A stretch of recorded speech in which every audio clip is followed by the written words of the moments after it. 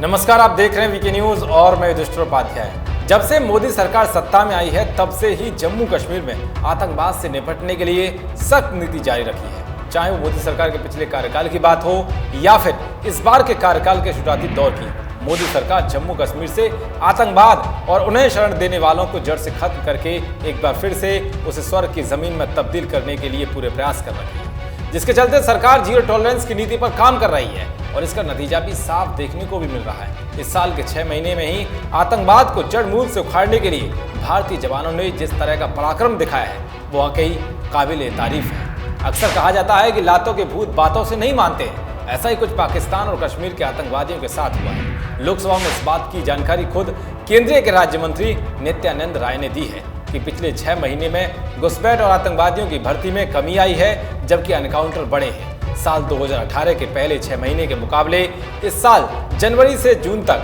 22% ज्यादा आतंकी मारे गए हैं। तो वहीं घुसपैठ में 43% तक की कमी आई है और आतंकवादियों की भर्ती में 40% तक की कमी आई है।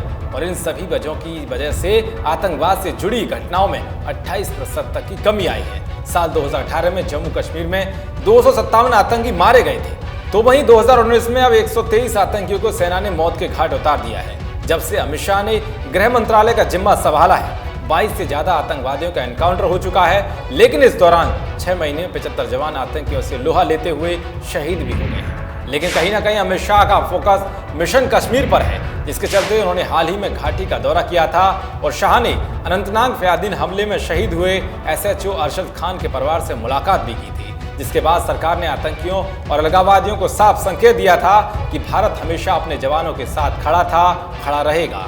साथ ही अमित शाह ने घाटी के दौरे से लौटने के बाद राज्यसभा में साफ कहा था कि हमारी आतंकवाद के खिलाफ जीरो टॉलरेंस की नीति जारी रहेगी। एक बात स्पष्टता के साथ रखना चाहता हूं, जो सदन का भी विचार है कि जम्मू कश्मीर भारत का अभिन्न अंग है और इसको कभी कोई हिंदुस्तान से अलग नहीं कर सकता। नरेंद्र मोदी सरकार की आतंकवाद के प्रति जीरो टॉलरेंस की नीति है और हम उसको हर दम हर पल उखाड़ने के लिए कटिबद्ध हैं। जम्मू कश्मीर लिबरेशन फ्रंट पर इतने समय तक प्रतिबंध नहीं लगता। हमने जम्मू कश्मीर लिबरेशन फ्रंट पर प्रतिबंध लगाने का काम श्री नरेंद्र मोदी के नेतृत्व में इस सरकार ने।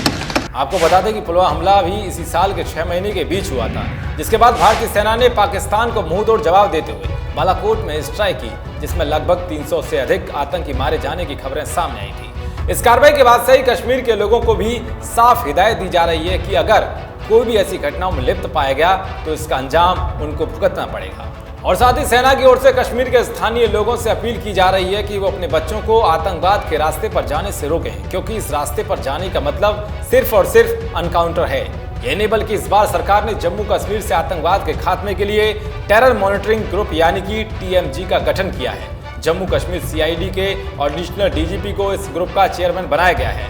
TMG की कार्रवाई से घाटी में आतंकवादियों की वित्तीय मदद करने वालों को बड़ा झटका लगेगा।